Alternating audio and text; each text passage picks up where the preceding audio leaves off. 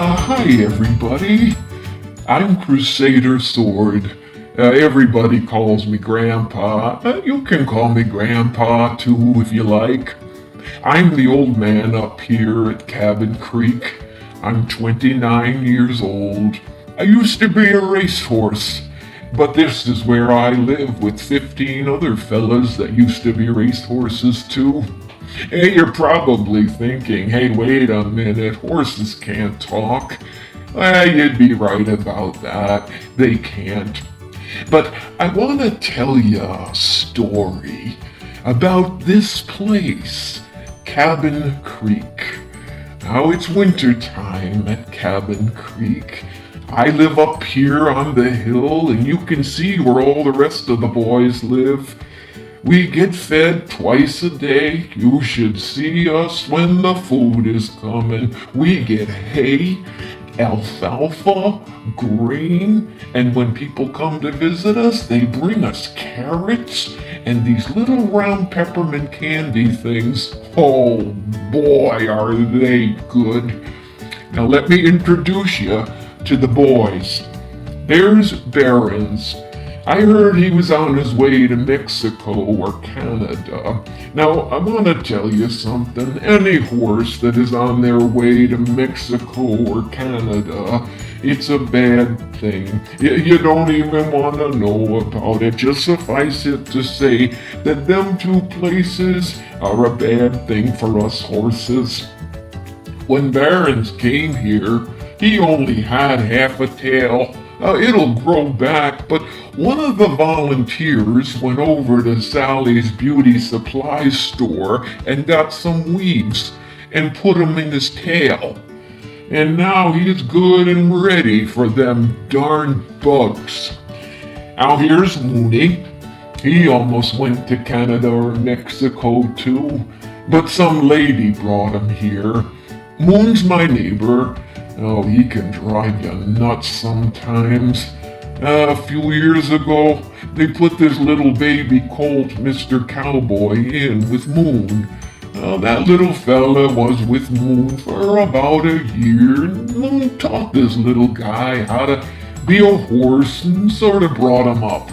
Well, the day Mr. Cowboy left to become a racehorse, Moon cried and cried for hours. Oh, he made a lot of noise and he drove us all nuts. Now here's Will and Thunder Rumble. They both won the Travers race, and by the way, I won the Hopeful. Here's Smokey, and this is Leo. He's a friendly and quiet kind of guy, but he pretty much keeps to himself. He gets the colic. He gets these stomach aches from time to time, but the people here, they take real good care of him. Sometimes the colic can be a bad thing. And here's Mikey and Mitty. Boy, do these two love to horse around. And here's Cooley and Pete. There's Lorcan and Truck. And here's Zippy and Big Red. You know, Zippy ran 100 races, and he never won any of them. Oh, that's embarrassing. But when the people come up to visit us here, don't you know, they all want to meet Zippy. Oh, go figure that one. And here's Funny Side. He comes up and stays with us sometimes in the summers. Yeah, that's him rolling around. When he takes his naps, he snores so loud you can hear him in the barn. And last summer, a bunch of people came up to visit him, and he ate so many carrots, his feet bothered him the next day. Well, Joanne had to get the hose out and cool his feet down. Yeah, he's young. He can't help being goofy sometimes. Well, that's all 15 of us. And in our time, we all won a lot of races. You know, between the 15 of us, we won over $10 million.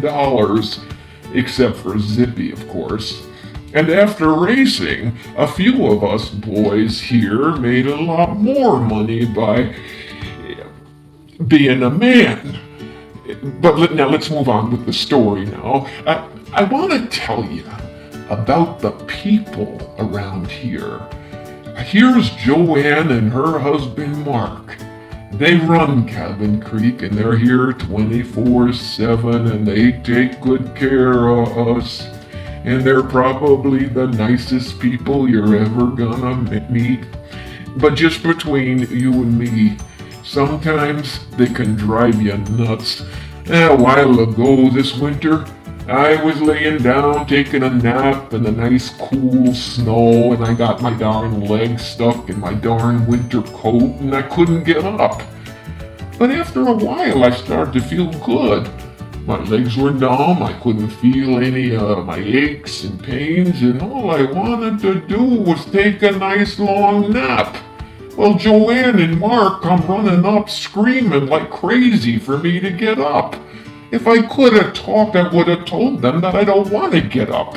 And the next thing you know, here come the neighbors, the vet, all trying to get me up. Oh, after a couple hours, I got up.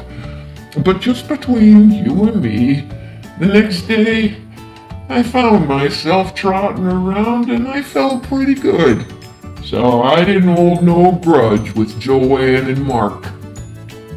But it's this fella, Bobby Frankel, and Michael Blauen that thought it'd be a good idea to set up homes for me and my pals. And this lady, Rosie, she helps them out too. Now here's some of the other folks around here. We see these folks all the time. Ramsey, Pat, Barb, June, Dee, and there's a bunch of others. I can't remember all their names. But these folks, they work hard. And you know, sometimes, now you gotta keep this to yourself, but sometimes when they're cleaning out our run-ins, they give us some of them peppermint candy things. And I heard they don't get any money for doing this. One day I heard Joanne say we barely have enough money to get by just feeding the horses this year, so nobody gets paid doing what they do. The fellas and me wish we had some of the money we earned. We don't need any money. We don't even know what money is. But I wish we had some so we could give it to Joanne and the folks here. So, my friends, this is my story. It's about us fellas.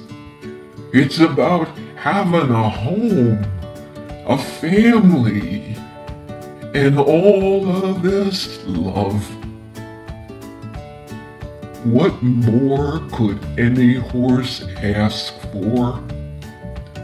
So, to all of you who have made Cabin Creek such a wonderful home, the fellas and me, we want to say thanks to all of you.